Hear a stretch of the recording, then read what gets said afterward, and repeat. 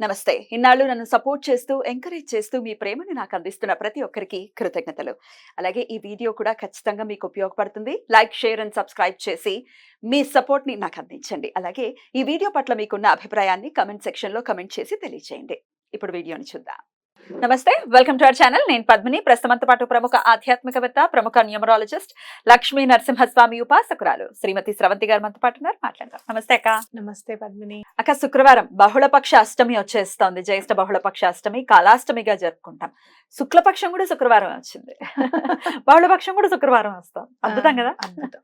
మీరు శుక్రవారం అష్టమి వస్తే చాలా వైభవంగా లక్ష్మీదేవికి ఎలా దీపాలు పెట్టుకోవచ్చు అనేది ఆల్రెడీ చెప్పారు, లాస్ట్ వీడియోలో చెప్పారు. మళ్ళీ దాని గురించి కూడా ఒక్కసారి క్లుప్తంగా చెప్పేయండి అక్క. అలాగే కాలాష్టమిని ఎలా వినియోగించుకోవచ్చు.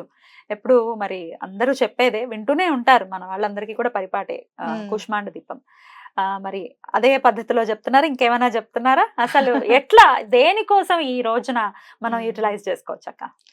తప్పకుండా చెప్తాను పద్మిని. ముందు శుక్రవారం అష్టమి వస్తే గనక అమ్మవారికి చాలా ప్రీతిపాత్రమైనది. మనం లలితా సహస్రనామంలో చదువుకుంటే గనక అష్టమి చంద్ర విభ్రాజ అంటే ఆవిడ మొహం అంటే ఫేస్ నుదురు అని చూసుకుంటే గనక కిరీటం పెట్టిన తర్వాత ఇట్లా జుట్టు ఇలా వస్తుంది కదా, అష్టమి చంద్రుడిలాగా వెలిగిపోతూ ఉంటారట ఆవిడ. అంటే ఎప్పుడు కూడా అష్టమి నాడు చంద్రుడికి తేడా ఉండదు అనమాట. శుక్లపక్ష అష్టమిలో ఎలా అయితే ఉంటారో కృష్ణపక్ష అష్టమిలో కూడా అలానే ఉంటారు చంద్రుడు. కాబట్టి అంటే ఎక్కడ కూడా ఎప్పుడు కూడా అమ్మవారు అన్ని కళలతోనూ ఉంటారు. ఎక్కడ ఎప్పుడు తేడా అనేది ఉండదు, అలసిపోవడం అనేది ఉండదు. అమ్మ అందరిలో అసలు ఏమాత్రం కూడా అయ్యో ఇవాళ ఇంకా చాలా బాగున్నారనే అనిపిస్తుంది, కానీ తగ్గడం అనేది ఉండదు అనేది మనం అర్థం చేసుకోవాలన్నమాట. కాబట్టి అష్టమి నాడు చాలా కళలతో ఉంటారు అమ్మవారు అని కూడా చెప్తారు. మీరు చూస్తే గనక సమంగా ఉంటుందన్నమాట ప్రకృతి. ఎప్పుడు కూడా ఇటు 7 ఇటు 7 తీసేస్తే 8 చాలా విశిష్టమైన నెంబర్గా తీసుకోవచ్చు.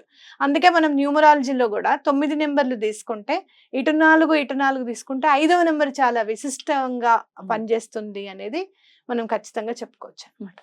కాబట్టి అలా అష్టమి రోజు అమ్మవారిని పూజించడం అనేది చాలా ఇంపార్టెంట్. శుక్రవారం అష్టమి కలిసి వస్తే గనక అమ్మవారికి 8 దీపాలు పెట్టడం అనేది చెయ్యండి. అమ్మవారి పూజ మొదలు పెట్టండి, 8 దీపాలు పెట్టి ఎలాంటి కోరికైనా కూడా నెరవేరుతుంది అని చక్కగా చెప్పుకోవచ్చు. అయితే ఆ రోజు అష్టమి సుమారుగా సాయంత్రం 4:27కి మొదలవుతుంది అక్క. సో సాయంత్రం పెట్టుకోవచ్చు అంటే? సాయంత్రం పెట్టుకోవచ్చు, తప్పకుండా సాయంత్రం పెట్టుకోవచ్చు, తప్పేం లేదు.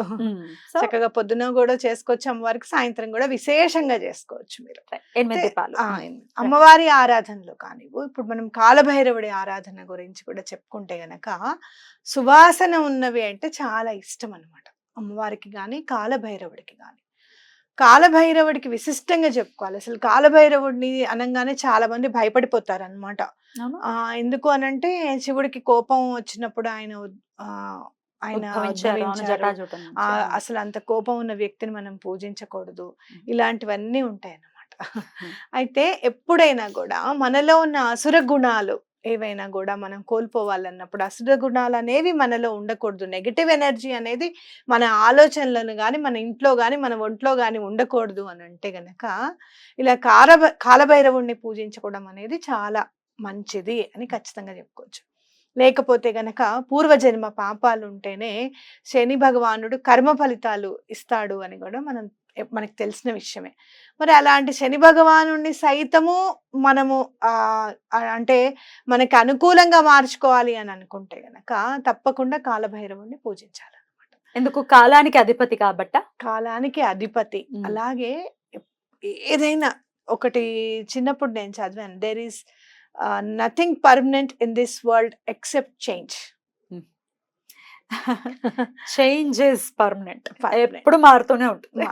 మరి ఇప్పుడున్న మన పరిస్థితులు అటు ఈతి బాధలు కానీ ఆర్థిక ఇబ్బందులు కానీ లేకపోతే శత్రువులు ఇబ్బంది పెట్టే సమస్యలు కానీ ఇవన్నీ కూడా కాలానుగుణంగా అంటే కాలం మనకి అనుకూలించి ఈ సమస్యలన్నీ కూడా తొలగిపోవాలి అంటే కాలభైరవుడు కంపల్సరిగా ఆయన అనుగ్రహం మన పైన ఉండాలి. అయితే ఏ సమస్యకైనా స్వామిని ఆరాధించవచ్చు మనం.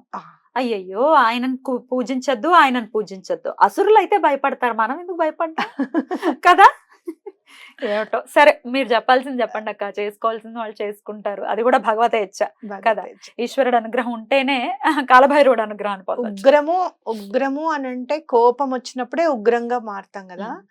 అలా కోపం అనేది శ్రీరామచంద్రమూర్తికి కూడా తప్పలేదు. సముద్రం మీద కోపం వచ్చి ఏం మాట్లాడవే నువ్వు, అసలు సమాధానం చెప్పవే అని ఆయన కోపడ్డారు. ప్రకృతి మీద కూడా కోపడ్డారు. ఒక్కళ్ళు కూడా సమాధానం చెప్పరు, సీత ఎక్కడుంది అని చెప్పి. అసలు ఎంత విలయ తాండవం చేసేస్తారు ఆయన. కోపం వస్తుంది మరి అంతే, రాముడిని ఉగ్ర రూపంగా అలా అనమాట.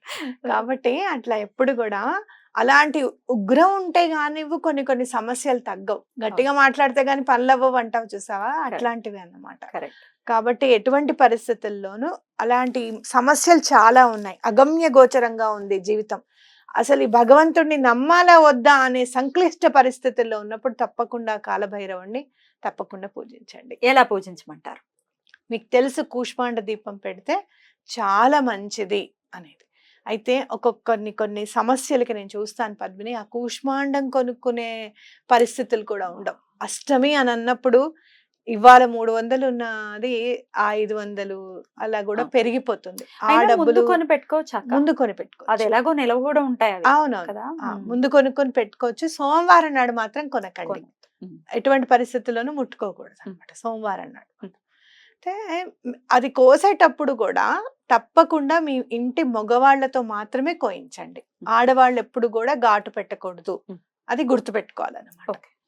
నవధాన్యాలు కంపల్సరీగా ఉండాలి. నవధాన్యాలు చక్కగా పోసేసి ప్లేట్లలో పెట్టి, మనకి కుష్మాండ దీపం ఎలా పెట్టాలో చెప్తున్నాను. చక్కగా సగానికి చేసేసుకొని ఆ లోపల ఉన్న గుజ్జంతా తీసేసి నువ్వుల నూనె వేసి ఒత్తులు వేసి దీపం పెట్టాలి. పసుపది ముందు రాసుకోవడం అనేది మనకు తెలుసు. చిన్నదైనా తెచ్చుకోవచ్చు, చిన్నది కూడా తెచ్చుకోవచ్చు. ఇంత పెద్దదే తెచ్చుకోవాలని ఏం లేదు, చిన్నదిగా కూడా తెచ్చుకోవచ్చు. అయితే మీకు చాలా ఇబ్బందిగా ఉంది, మా వల్ల కావట్లేదు, తెచ్చుకుందాం అనుకుని కూడా మా దగ్గర డబ్బులు లేవు అనుకున్న వాళ్ళు, లేదు కూష్మాండ దీపంలో పెడితే మా ఇంట్లో వాళ్ళు ఒప్పుకోవడం లేదు, ఇదేదో ఏదో చేసేస్తున్నావు నువ్వు అని చెప్పి బాధపడుతున్నారు, మమ్మల్ని భయపెడుతున్నారు అనుకుంటే గనక మీరు కుడకల్లో కూడా పెట్టుకోవచ్చు దీపం. కుడకలు ఎండు కొబ్బరి ఎలా అయితే కూష్మాండం మీరు కొయ్యనప్పుడు ఎన్నాళ్ళైనా ఉంటుందో, చక్కగా మనం దిష్టికి పెట్టుకోవాలనుకుంటే కనుక మనం గుమ్మడికాయ పెట్టుకుంటాం కదా చాలా రోజులు. అన్లెస్ అండ్ అంటిల్ పవర్ఫుల్ దిష్టి తగిలిందిరా బాబు ఇంకా వల్ల కాదనుకున్నప్పుడు మాత్రమే అది పగిలిపోయి రసం కారుతూ ఉంటుంది. అంతవరకు బాగుంటుంది, అవునా, తట్టుకుంటుంది. అలా కుడకలు కూడా మీరు గమనించండి, కొన్ని సంవత్సరాలు ఉంటాయి మన ఇంట్లో ఎండిపోకుండా. ఎండిపోయిన కుడకలు తెచ్చి పెట్టుకుంటే పాడైపోకుండా. ఇక్కడ తెలంగాణలో అయితే చాలా ప్రాశస్త్యం కుడకలతో. చక్కగా వడిబియ్యంలో కూడా పోస్తారు. మీరు ఎవరికైనా పెళ్లి శుభలేఖ ఇవ్వాలంటే కూడా వాళ్ళకి వెళ్ళి ముందు బొట్టు పెట్టి కుడకతో సహా ఇవ్వడం కూడా చాలా అలవాటు అనమాట. ఇక్కడ పెద్ద మనిషి అయినప్పుడు కూడా కుడకల్ని చేస్తారు. అద్భుతం. కాబట్టి కుడకలు తీసుకొని కుడకల్లో దీపం పెట్టి చక్కగా కింద నవధాన్యాలు పోసేసి కుడక పెట్టి తప్పకుండా అందులో నల్ల నువ్వుల నూనె దొరికితే గానుగది వేయండి, లేదు మామూలు నువ్వుల నూనె అయినా గానుగు నుంచి తెచ్చుకోండి, 1 పావు కిలో. తప్పకుండా దీపం అనేది వెలిగించండి. కుడకకు కూడా పసుపు రాయాలా? పసుపు రాయాలి. మీరు బయట రాయండి, పసుపు లోపల రాయాల్సిన అవసరం లేదు, బయట వరకు రాసుకోండి. కుష్మాండానికి అయితే లోపల రాయం మనం, బయట ఇలా పెడతాం. కుష్మాండం కూడా అంతే, బయటే. లోపల ఏమవుతుందంటే తడి ఒకటి వస్తుంది, ఇంకోటి ఆ పసుపు కూడా ఒకవేళ మొత్తం ఘృతం అయిపోయింది అనుకో ఆ పసుపు కూడా ఇదైపోతుంది కదా, కాలిపోతుంది కదా. అందుకని నేను రాయను అనమాట, బయట వరకే రాస్తా. ఇంట్లో పెట్టుకోవచ్చు, ఇంట్లో పెట్టుకోవచ్చు, కుడకలు అయితే ఇంట్లోనే పెట్టుకోవచ్చు. స్వామికి నివేదన ఏదైనా? స్వామికి నివేదన ఉంది. అయితే స్వామికి నివేదన చెప్పేటప్పుడు గనక చాలా మంది భయపడే విషయం ఏంటి అంటే, చెప్పాలి అని అంటే ఆల్కహాల్ పెడతారు స్వామికి, ఆల్కహాల్ నైవేద్యంగా నివేదనగా పెడతారు అని చెప్పి మనందరికీ తెలిసిన విషయం. అయితే మరి మనం అలా చేయలేం కదా, మరి మనం ఏం చెయ్యాలి అని అంటే, ఆల్కహాల్ దేనికి యూజ్ అవుతుంది? చాలా మంది ఏం చెప్తారంటే, మేము చాలా రివైటలైజ్ అవుతాం, చాలా మేము ఎనర్జీ వస్తుంది మాకు, లేకపోతే ఎలా వచ్చేస్తుందో ఎనర్జీ ప్రతిరోజు వచ్చేస్తుంది. అయితే ఇది మనం ఈ రోజుల్లో వాడుకునే ఆల్కహాల్ కాదు, అది మద్యపానం కాదు, మధుపానం, సురాపానం. అది వేరు. మధుపానము అని అంటే అది వేరు అన్నమాట. ఉమ్. ఇక్కడ మనం తయారు చేసుకునే ఈ కెమికల్ ఆల్కహాల్ కాదు, ఉమ్. అది అసలు పెట్టకూడదు మనం. అంటే ఏ చెట్టు నుంచో విప్ప పువ్వు నుంచి కూడా తీస్తారా? విప్ప పువ్వు నుంచి ఇట్లా తీస్తారు. రకరకాలు. అలాగే మీరు ద్రాక్ష రసం ద్రాక్ష చాలా రసం. ఉంచేసి దాని నుంచి కూడా తీస్తారు. ఆ. మరి అది మనం పెట్టం కదా ఇంట్లో, అది కూడదు కదా. ఉమ్. మరి మనం ఏం చేయాలి అని అంటే, మనకి తేజోవంతంగా మనం అవ్వాలి అని అంటే ఇమీడియట్ గా మన సెన్సెస్ అన్ని కూడా అనిపించాలి అంటే నిమ్మకాయ. అవునక్క. చక్కగా ఆ నిమ్మకాయ కోసేసి స్వామికి నిమ్మరసం నైవేద్యంగా పెట్టండి. ఓకే. అంత ఉప్పు వేస్తే ఉప్పు వేయండి, పంచదార వేస్తే పంచదార వేయండి. మీరు చూడండి చాలా నీరసంగా ఉంది బాబాయ్ అనుకున్నప్పుడు, ఎండాకాలం అప్పుడు చక్కగా ఈ నిమ్మరసం తాగితే చాలా శక్తి అనేది మనకు వస్తుంది అనమాట. అట్లానే మనం ఆల్కహాల్ బదులు అసలు మనం పెట్టలేం కాబట్టి ఈ నిమ్మరసం అనేది తప్పకుండా స్వామికి నివేదన చేయండి. అద్భుతం. ఇదంతా కూడా ఈ ప్రక్రియ దీపం పెట్టడం అవ్వచ్చు, నివేదనం అంతా కూడా సాయంత్రమే. శుక్రవారం పూట సాయంత్రం. అంటే ప్రదోష సమయంలో చేయమంటారా? ప్రదోష సమయంలో కాలభైరవుడికి పూజ చేస్తే అసలు చాలా మంచిది అనమాట. 6 to 7 మధ్యలో చాలా మంచిది. అందులో అష్టమిక గడియలు కూడా ఉన్నాయి కాబట్టి చాలా మంచిది అనమాట. సూతకంలో ఉన్న వాళ్ళు ఈ పూజ చేసుకోవచ్చా? సూతకంలో ఉన్న వాళ్ళు చేసుకోవచ్చు. అయితే కూష్మాండ దీపం మాత్రం పెట్టకూడదు. అందులో ఎవరైతే నిప్పు పెడతారో వాళ్ళకి అస్సలు అలా లేదు. కర్మ చేసిన వాళ్ళు అస్సలు కూడా చేసుకోకూడదు. మిగిలిన వాళ్ళు చేసుకోవచ్చు. అయితే తప్పకుండా మీరు 7 సూతకంలో ఉన్నారు, అయ్యో ఇలాంటి మంచి రోజు మిస్ కోసం ఏం చేయొచ్చు, అలాగే కాలభైరవుడు ఆరాధన ఎలా చేయొచ్చు అనేది చాలా సవివరంగా తెలియజేసినందుకు కృతజ్ఞతలక్క. కాశికా పురాదినాథ కాలభైరవ. నమస్తే. నమస్తే.